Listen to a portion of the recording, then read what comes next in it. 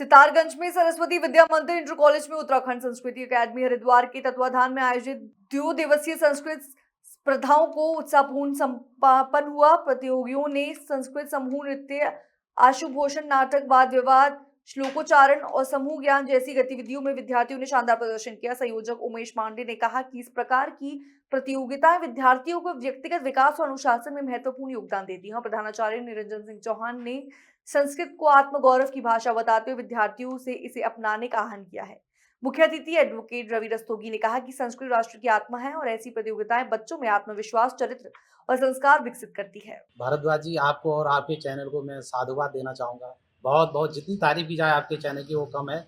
आप हमारी ज्वलंत जितने भी मुद्दे हैं, जितनी भी समसामयिक समस्याएं होती है, उनको उजागर करते रहते हैं।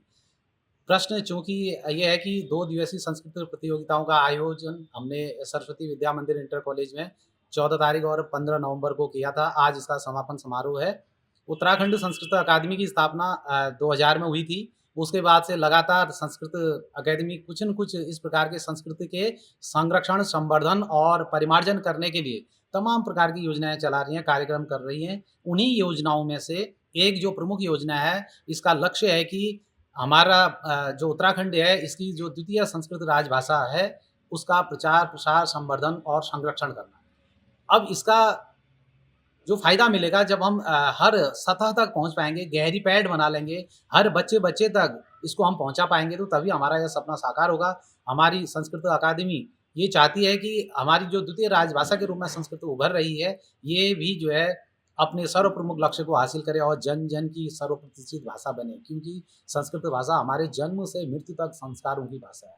जन्म से लेकर मृत्यु तक सारे संस्कार संस्कृत में हैं, चाहे वेद, पुराण, उपनिषद जिनकी भी हम बात करें, जितना भी हमारा साहित्य है, जितना सृजन हुआ है, वो सारा का सारा संस्कृत में है। चाहे हम वैमानिकी कहें, यांत्रिकी के संदर्भ में कहें, जो भी चीज़ें हैं, चाहे हम आयुर्वेद के बारे में कहें या मेडिकल साइंस के बारे में कहें, तो बुद्धि के बारे में कहें, सारा सब कुछ संस्कृत में निहित है। इसलिए आज हम जो है अपनी संस्कृति को भूलते जा रहे हैं। इसलिए उत्तराखंड संस्कृत अकादमी इस क्षेत्र में अपना स्तुत्य कार्य कर रही है।